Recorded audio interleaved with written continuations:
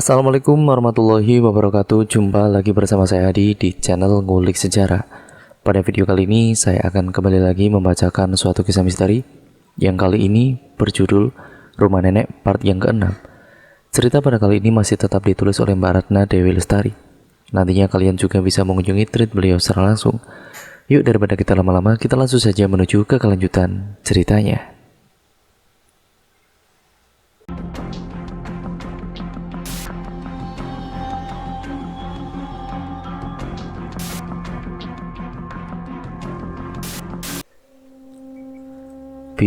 Bi Cumi, ucapnya dengan suara bergetar. Tubuhnya seketika kaku. Jasad tergantung yang tak lain adalah Bi Cumi itu nyaris membuatnya terkena serangan jantung. Jasad Bi Cumi yang mengerikan dengan lidah menjulur keluar. Tubuh sebagian biru dan menghitam. Sebagian kulit mengelupas dan belatung yang keluar dari lubang-lubang menganga di sebagian tubuhnya. Rina kemudian menutup mulutnya dengan kedua tangan. Mual karena aroma dan belatung yang membuat perutnya bagai teraduk-aduk hingga membuatnya ingin muntah saat itu juga. Kalau yang di hadapanku ini Bi Cumi berarti... Haha, sudah aku peringatkan, jangan dibuka, dasar manusia bodoh. Tidak bisa diperingatkan. Belum sempat Rina menghindar, tubuhnya terhuyung ke depan karena dorongan yang amat kuat.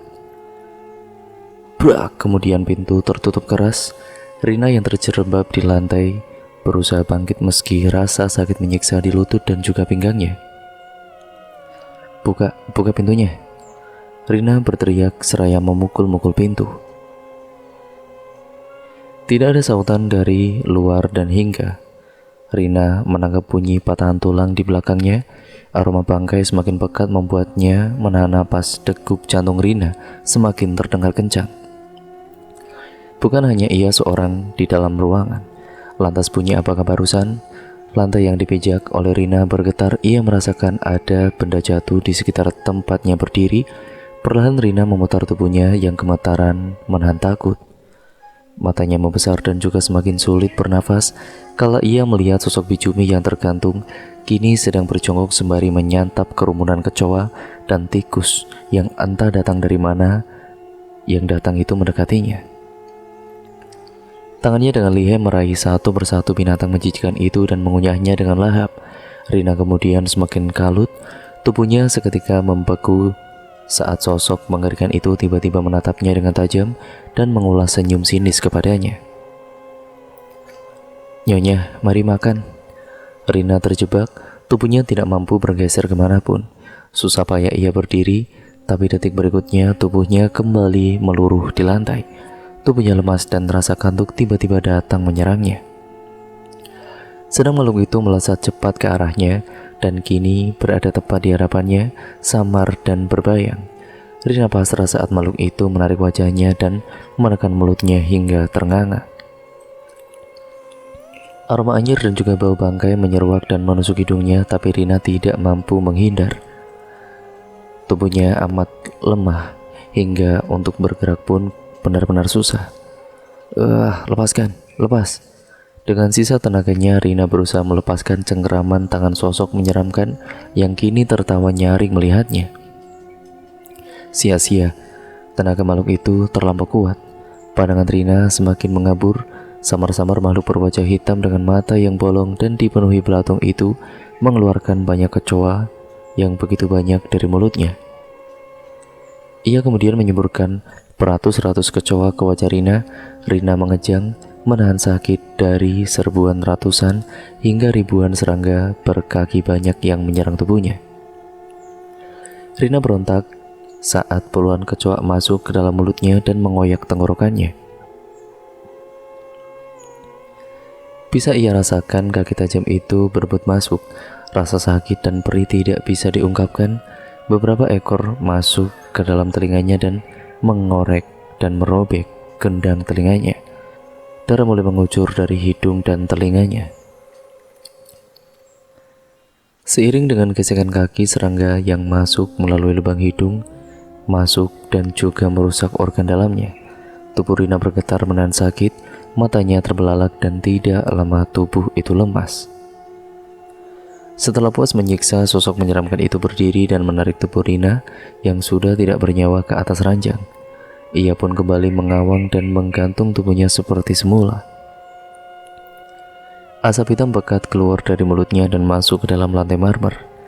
Hilang tanpa bekas, Bagas menatap adiknya penuh makna. Perasaannya tiba-tiba tidak enak teringat mama yang sedari siang tidak nampak batang hidungnya.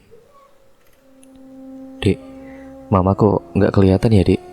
Kakak jadi khawatir," ucap Bagas dengan lesu. Gandhi hanya melihatnya sekilas. "Mungkin lagi bersih-bersih di bawah, Kak. Lagian, ogah banget turun ke bawah, bau bangkai," keluh Gandhi. Pandangannya masih tertuju pada gadgetnya.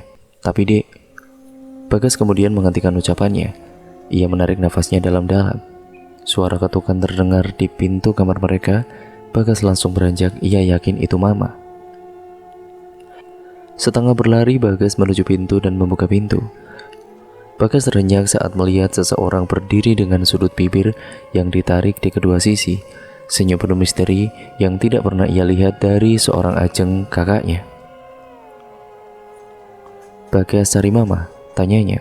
Bagas tidak menjawab. Matanya tidak henti memperhatikan Ajeng yang tampak berbeda. Tatapan matanya penuh curiga, sedang Ajeng hanya tersenyum sinis padanya.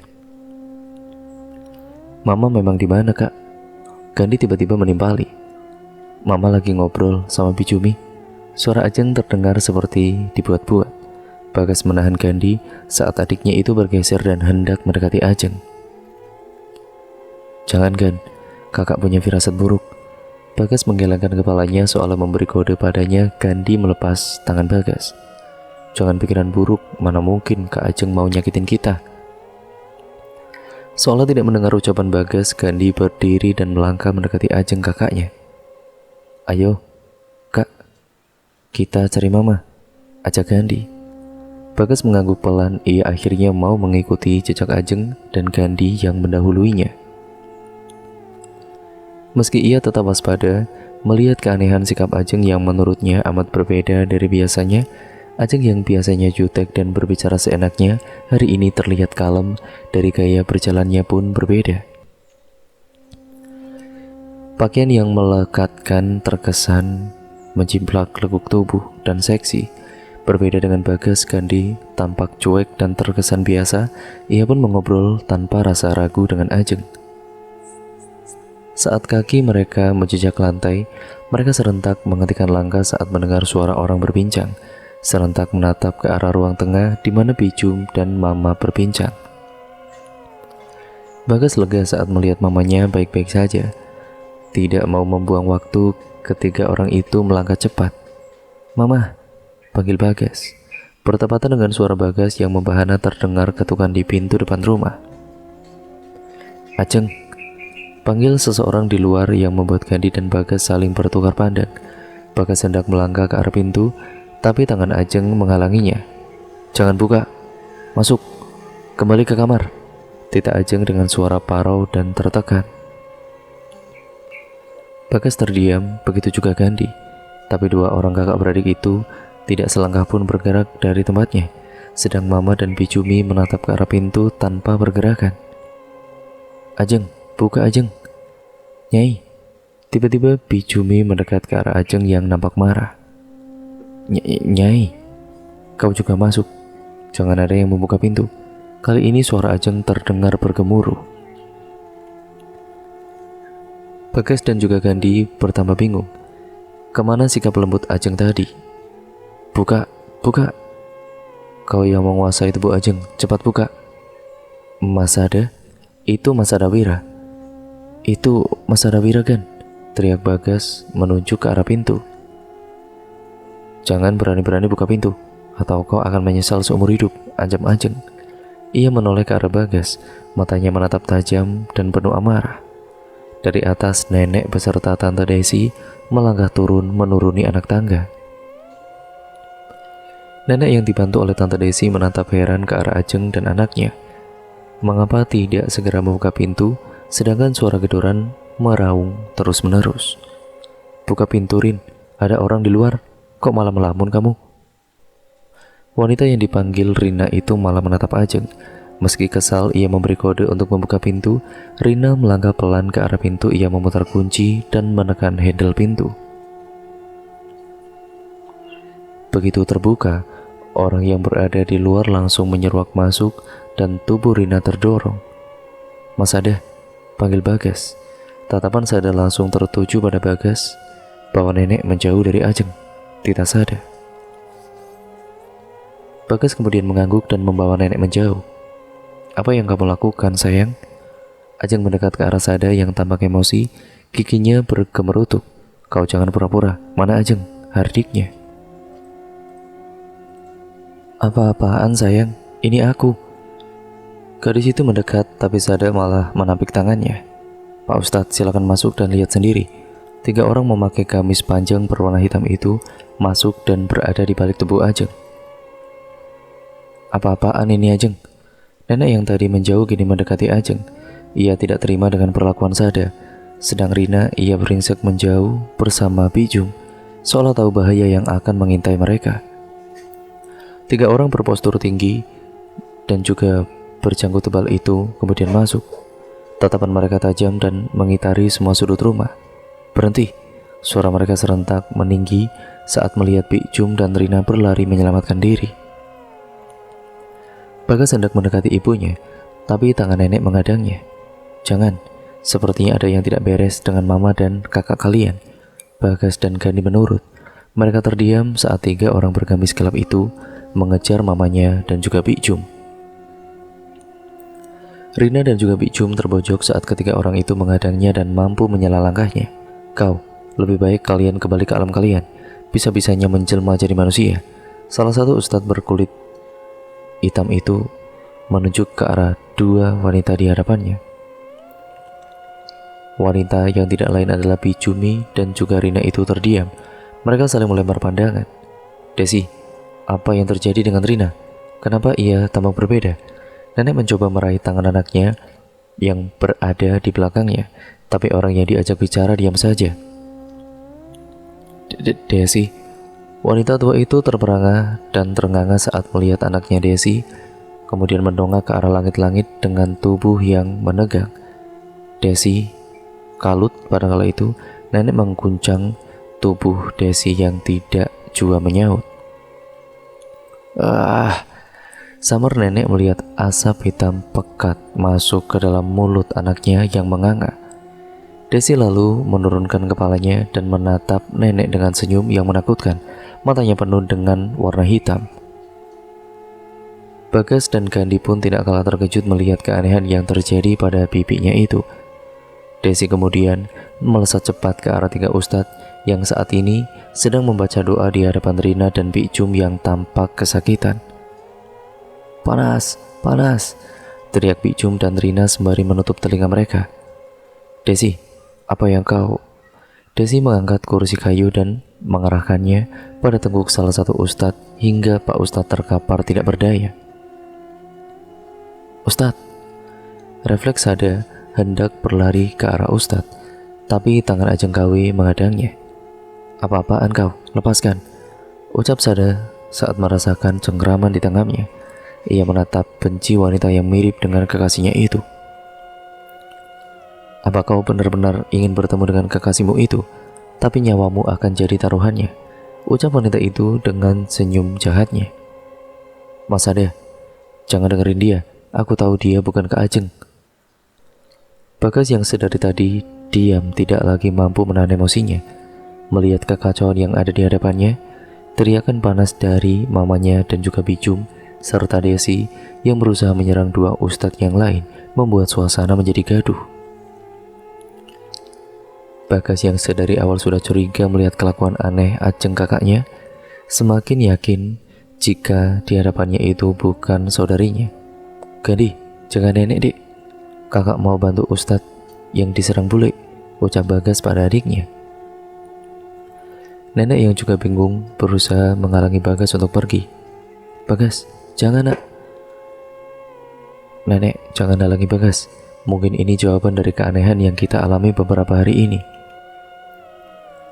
Bagas mencoba meyakinkan neneknya.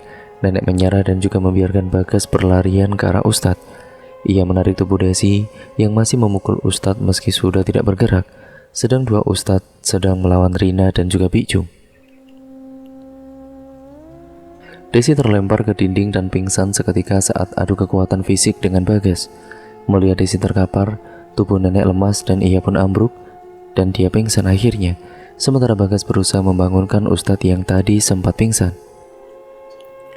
Beruntung Ustadz itu kembali bangkit dan membantu dua rekannya dengan fisik dan dia yang mengalun kencang. Rina dan juga Bikjum mematung. Saat yang bersamaan, dari belakang tubuh mereka keluar pusaran angin yang mengeluarkan kilat dan cahaya. Tangan-tangan bermunculan dan menggapai-gapai, menarik tubuh Bikjum dan Rina secara bersamaan. Begitupun Ajeng begitu melihat pusaran angin, ia lantas menarik tangan Sada dan masuk ke dalamnya. "Mas Sada, Mas!" teriak Bagas dan tiga ustadz serentak. Namun sulit bagi mereka untuk menolong Sada karena pusaran segera hilang saat Sada masuk ke dalamnya. Bagas menangis histeris, begitupun Gandhi saat melihat mama mereka hilang begitu saja di dalam pusaran angin kencang itu. Sepertinya Mas Sada masuk ke dunia lain, ucap salah satu ustadz sembari mendesah.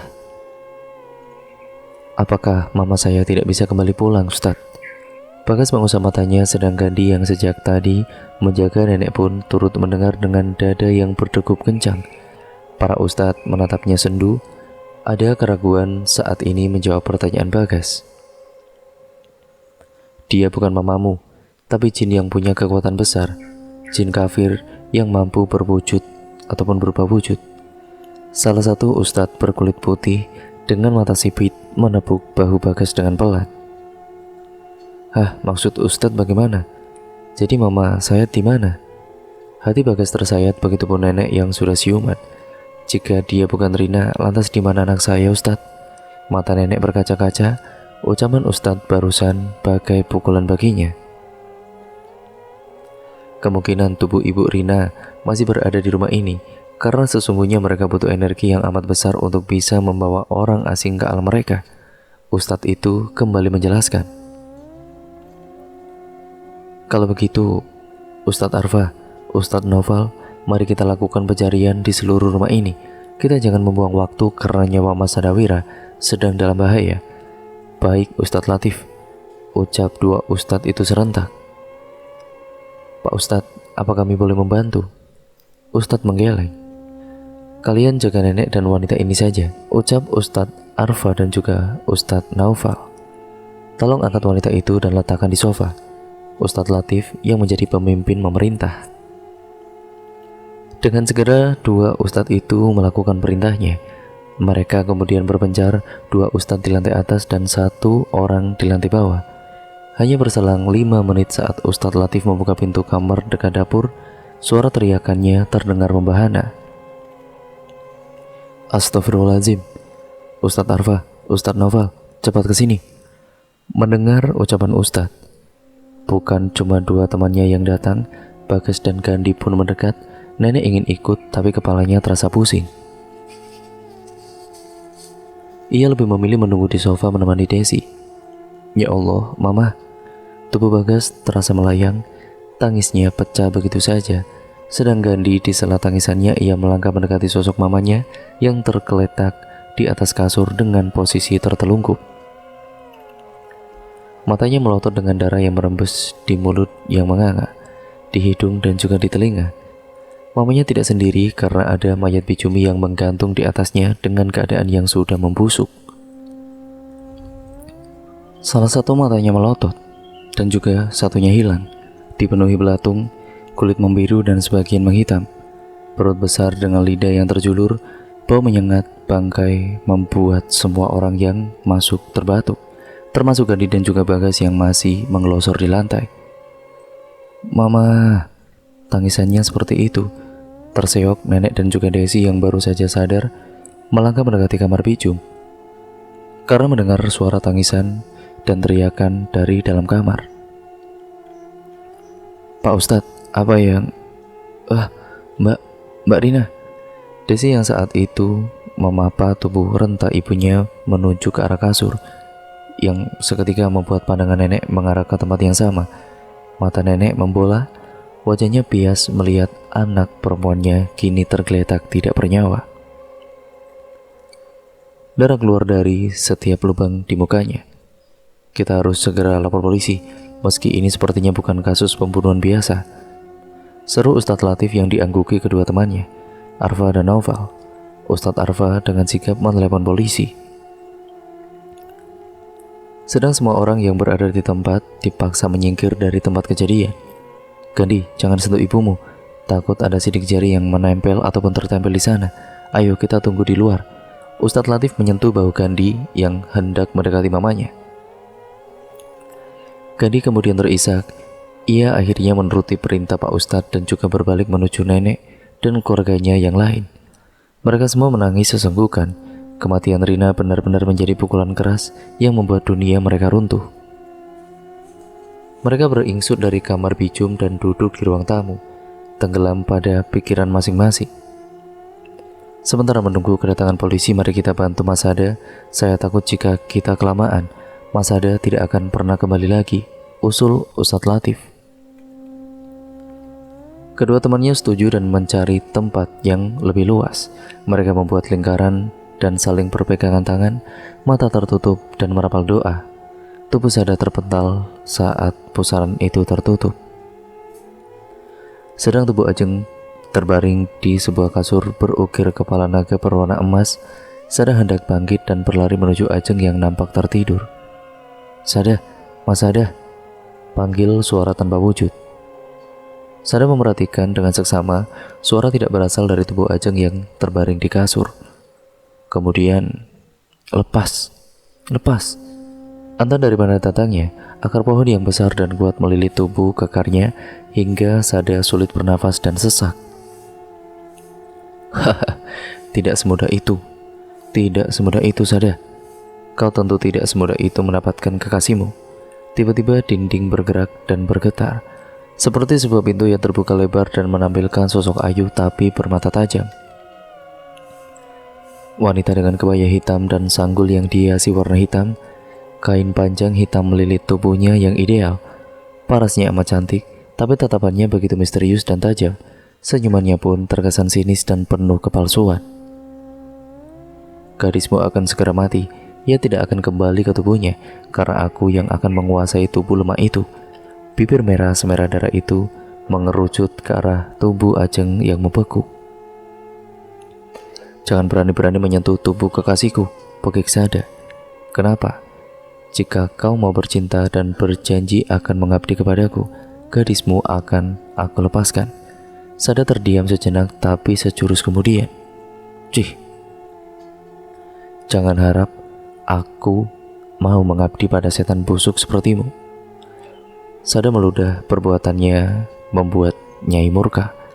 Pengawal, bawa wanita itu ke sini. Kemudian brak, apa-apaan kalian? Lepaskan. 4 orang wanita dengan kebaya berwarna merah menarik tubuh Ajeng tanpa rasa kasihan. Gadis itu diseret paksa keluar kamar dan melewati lorong gelap dan lembab. Pada kala itu, bau-bau anyep dan tidak sedap menguar sepanjang langkah Ajeng yang terseok-seok. Bau nanah, anyir darah, dan bangkai bergantian masuk dan juga merasuk ke dalam indera penciuman Ajeng. Tolong, lepaskan kami. Sayup-sayup terdengar rintihan minta tolong. Perlahan suara itu semakin jelas. Ajeng tahu suara itu berasal dari penjara yang akan ia lewati nantinya. Namun, di antara suara itu ada suara yang ia amat kenali. Itu suara mamanya, tapi ia ragu mana mungkin mamanya ada di sini. Lorong gelap itu perlahan diliputi cahaya meski remang-remang. Ajeng menunduk saat melewati barisan penjara. Ia tidak ingin melihat pemandangan mengerikan, tawanan yang rata-rata tubuhnya tidak utuh dan penuh darah. Ajeng, ini mama nak. Seketika Ajeng menghentikan langkah dan menoleh ke samping. Ia terperangah saat melihat mamanya yang mengulurkan tangan bersama Bijumi di sampingnya. Mama. Ajeng kemudian menyentak tangannya hingga terlepas dari genggaman wanita berkebaya merah. Mama. Tangisnya pilu merembes dari Ajeng, mamanya dan juga Bicumi. Dan Mama, kenapa Mama di sini? Nah, akhirnya cerita pun berlanjut ke part yang selanjutnya lagi ya teman-teman, dan merupakan nantinya itu part yang terakhir dari keseluruhan alur cerita pada kali ini. Jadi nantikan kelanjutan ceritanya ya teman-teman. Sekian dan terima kasih untuk kalian semua yang sudah menyimak video kali ini. Terima kasih atas support kalian. Dan jangan lupa untuk kalian subscribe channel ini untuk kalian yang belum subscribe, serta nyalakan tombol lonceng notifikasinya agar kalian tidak ketinggalan video terbaru selanjutnya dari channel ini. Sekian dan terima kasih, sampai berjumpa di video terbaru selanjutnya dari channel ini. Wassalamualaikum warahmatullahi wabarakatuh.